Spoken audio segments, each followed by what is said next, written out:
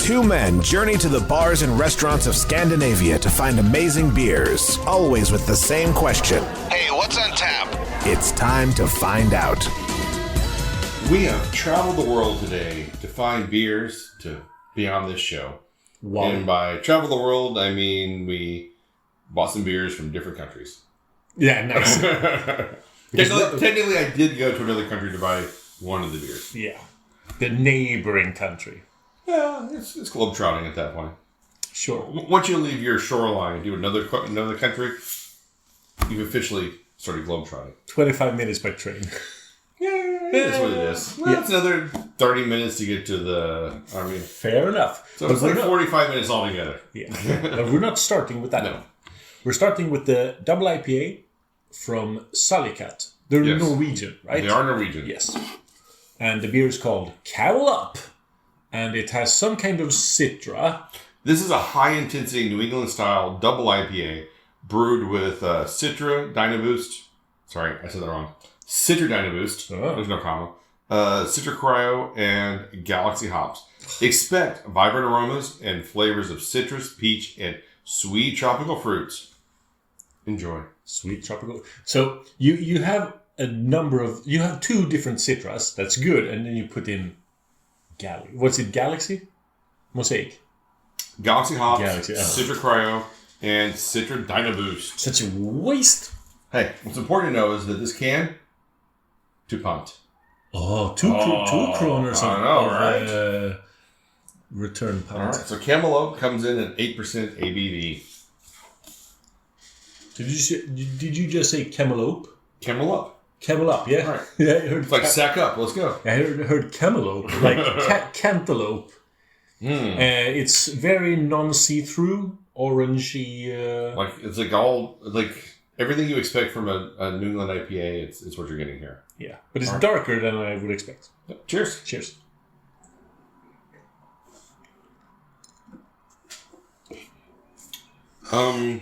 Yeah, that's nice. Salikatt's been doing some pretty good New England IPAs, double IPAs, hazy IPAs, whatever you call them. Stefan is dying. I swallowed wrong. It's tough. It's tougher podcast when you have to talk. Stefan's lungs are now filled with beer. They are. It is the best way to die. He is expiring. Actually, it's the second best way to die. Yeah. Agreed.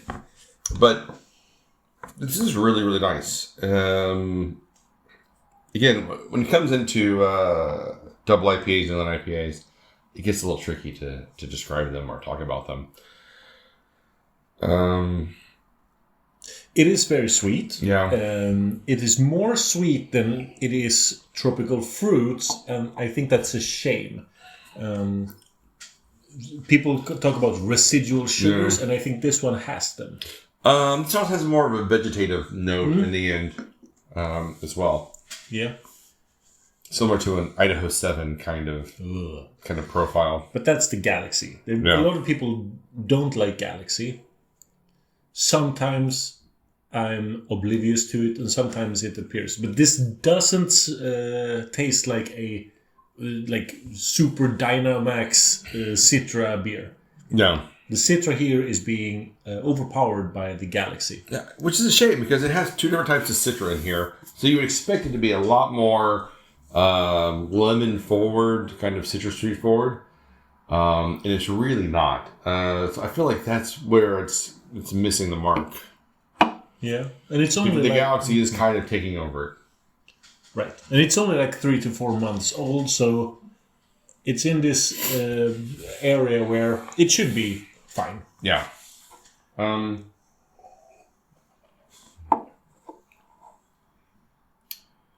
Yeah, this is a 3.75 for me. I have a historic 4 on this, but now I'm struggling to give it that rating. Strong 3.75. It still has a lot of double IPA qualities. Yeah, I quite enjoy Salikatt beer, so I always look for them on the shelves that symbol on it. And I really think they are... Norway's been putting out some really, really good stuff recently. Yeah. They've got some really amazing world-class breweries. And And I mean, Salikatt's definitely up there. This one just, it's good. It's good, not great. Yeah, exactly. You know, they can't all be winners. But I can't be too harsh on it because I am the biggest fan of the Marmalade 2Öl #DIPA, which is also very sweet. Not vegetative, but it is very sweet. So this is actually, I've started thinking about this when I say like Norwegian breweries. I think about Norwegian, Finnish, Danish breweries, and I think of like all these really great breweries. And then I think about Swedish breweries.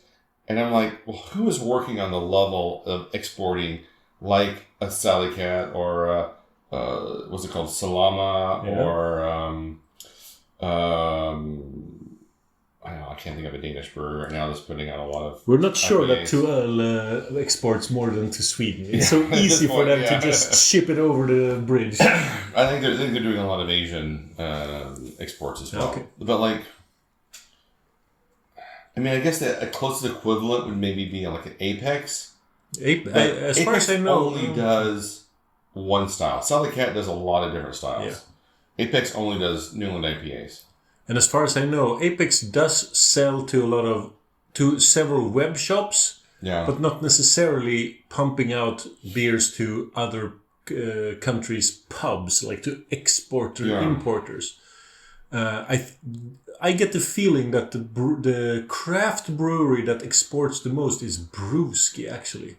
Because Brewski does crank out a ton of stuff. They keep popping up in other countries' beer stores. I can't tell you how many times I've traveled to another country and it's like, oh, there's a Brewski tap takeover. And I'm like, are you kidding me? I didn't come to Spain or Portugal or Italy to try Brewski beer. Exactly.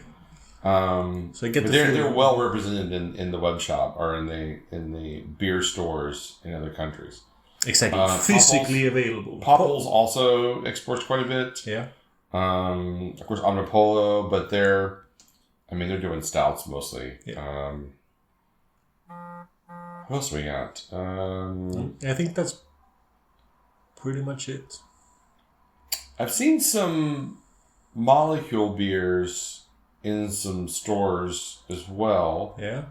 But yeah, I just don't feel like Sweden's really putting in the numbers like the other Scandinavian countries are, as far as quality breweries putting out like international brands. No. Which is a shame. But when you mention Finland, you only mentioned Salama Brewing, and they pop up here in Sweden, but I think they've gotten friends.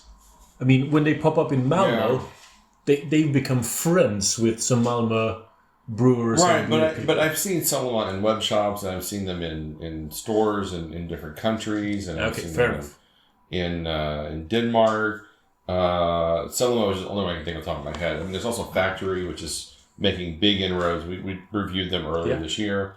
And since then, in like the last month, oh my God, I've seen, they're just everywhere now. They've really expanded. I'm trying, there's another Finnish brewery, but I'm totally blanking on it at the moment. It'll come to me at some point. Tuju. Yeah, Tuyo is making inroads as well. Again, we also reviewed them earlier this year. And since then, there's been quite a few collaborations in the area. And they've had a few tap takeovers, I guess, nearby. So they're making some inroads as well. But I don't know how... I don't consider them that big yet. They're still on the way up. I agree. But I'm also giving this a 3.75. But I am looking forward to the next beer. We've had them on the show many times. It's Moersleutel from the Netherlands. Yeah, so Moersleutel does their barcode series, and we've reviewed so many of those over the years. We've kind of slowed down a little bit. They haven't been putting as many out, or we haven't been able to get our hands on as many. So this one is a collaboration with O'Hara's. Yeah, O'Hara's. Irish, right? Correct. Yeah. And this is called Nitro Blue. It's 14%, and it is a nitro pour. And so, unlike a lot of nitro beers where they have the little widget in the inside, the little tab this one is carbonated in the can with nitrogen, and you just shake the hell out of it until it sounds like it's going to explode. And then you know everything is well combined. So I had this a little while ago, and we did not shake the beer. Ooh. And you know what? It was awesome. So now we've shaken the beer. Yes, I'm looking forward to retrying this now that it's been properly carbonated with the nitrogen. Stefan shook this vigorously.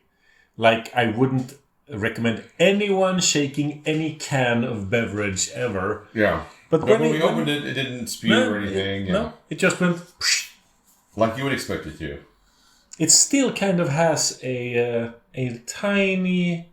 It still has some carbonation. Yeah. But now when I shake it, the carbonation head becomes really dark. Yeah, it really brings back it's weird. The foaminess. So this is aged in port barrels for 14 months and brandy barrels for 18 months. Oof. I think you're really going to like this. This is quite a treat. Cheers. Cheers.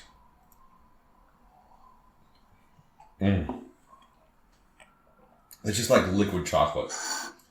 Shaking it up. It is. Carbonation really smooths it out. I mean, it is just pure silk. It is insane.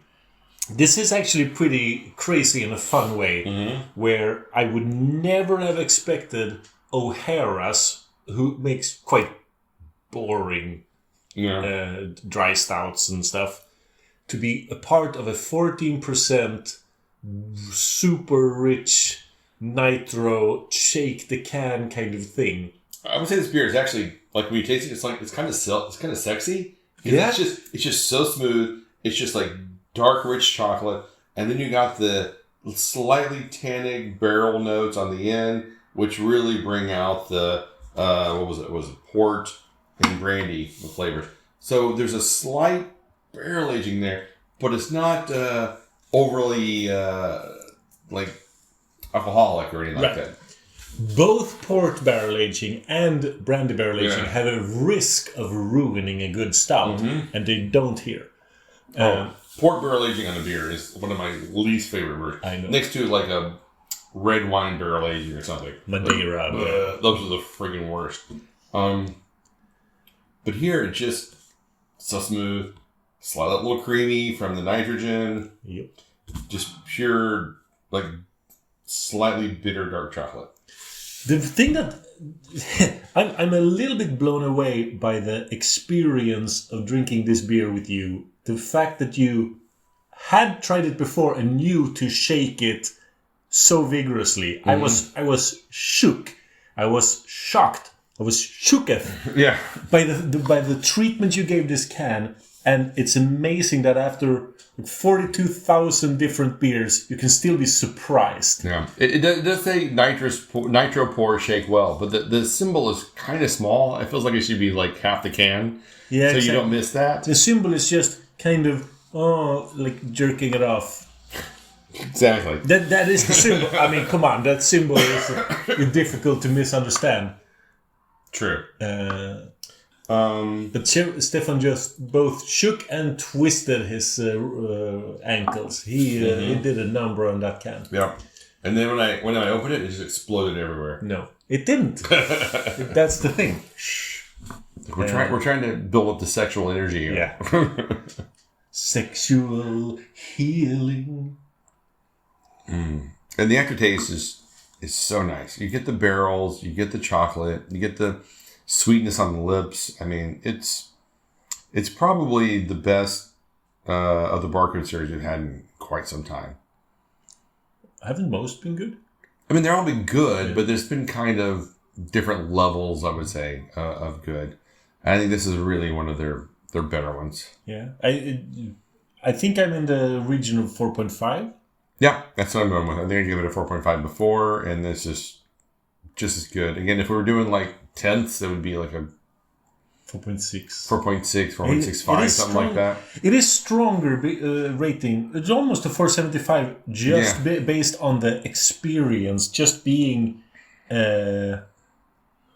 surprised by being. Yeah, and just the fact that the barrel aging is there, but it doesn't kill the beer. It doesn't crater it. It really just adds this really nice, fun back note to it all. Yeah, I'm really liking this. It's the best beer O'Hara's have ever been a part of. Oh, definitely. So, yeah, 4.5 for me. I think 4.5 for you. Yeah. Anything else you have for this episode? No. The tasting notes, if you didn't say it, dark chocolate with red fruit jammy notes. I'm not getting those red fruit jammy notes. And I think that's the barrel part that they're referencing there. That we more associate with actual barrel aging. Yeah. Yeah. Really good. I'm really glad you went all the way to Denmark. Yeah, sometimes you got to put in the effort, you know. You might want to consider that sometime. I bring myself to the table. That's a treat for everyone. Both visually and orally. Exactly. You ask what I bring to the table? I am the table. Whoa. Wow. All right. Well, we'll wrap it up there. You can find us online at what'sontappodcast.com, Instagram, Facebook, Spotify, YouTube, and wherever you find podcasts, you can find What's on Tap. Until next time. Keep drinking it, dum-dums.